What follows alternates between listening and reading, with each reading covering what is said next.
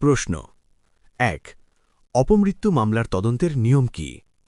উত্তর ফৌজদারি কার্যবিধি ১৭৪ ধারা এবং পিআরবি ২৯৯ বিধি। প্রশ্ন তদন্ত শুরু করার পর থানার রেকর্ডপত্র পর্যালোচনার নিয়ম কি? উত্তর পিআরবি ২৫৬ বিধি অনুযায়ী রেকর্ডপত্র পর্যালোচনা করতে হবে।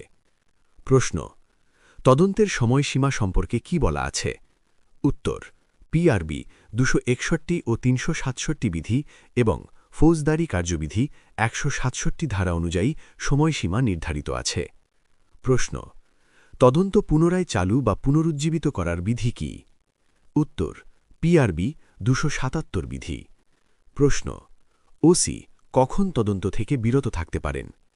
উত্তর ফৌজদারি কার্যবিধির ১৫৭ ১ খ ধারা ও পিআরবি ২৫৭ বিধি অনুযায়ী। আইনি বিষয়ে গুরুত্বপূর্ণ ভিডিও পেতে লাইক, কমেন্ট, শেয়ার করে সাথে থাকবেন। আপনার একটি শেয়ারে অনেকের উপকার হবে ইনশাল্লাহ।